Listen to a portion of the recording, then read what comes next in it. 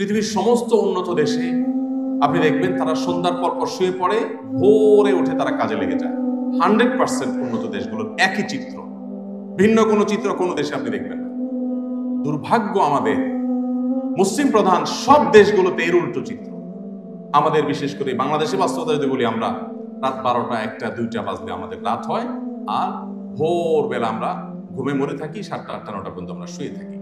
নবী সাল্লাল্লাহু আলাইহি সাল্লাম যে লাইফস্টাইল দিয়ে গেছেন, তিনি এশার পরে কথা বলাকে খুবই অপছন্দ করতেন, কোনো আলোচনা তিনি পছন্দ করতেন না, দাও করতেন না। আর ভোরবেলা তিনি দোয়া করেছেন, আল্লাহুম্মা বারিক লি উম্মতি ফি বুকুরি, আল্লাহ আমার উম্মতের জন্য সকালের সময়টাতে বরকত দান করেন। ছাত্রদের মধ্যেও এই প্রবণতা আছে, রাত 12টা 1টা পর্যন্ত পড়ালেখা করেন, আবার সকাল 9টার মধ্যে ঘুমায় থাকেন। কেন ভাই? আপনি রাতে এশার পর শুয়ে পড়েন আর ভোরে উঠে পড়াশোনা শুরু করেন। 6-7 ঘন্টা ঘুমানোর পর আপনার যে রিফ্রেশমেন্ট হবে, সেখানে অল্প একটু 1-2 ঘন্টা পড়লে যে পরিমাণ বরকত হবে, সারাদিনে হ্যাসেল নেওয়ার পর রাতে 4 ঘন্টা পড়ে আপনি সে বরকত পাবেন।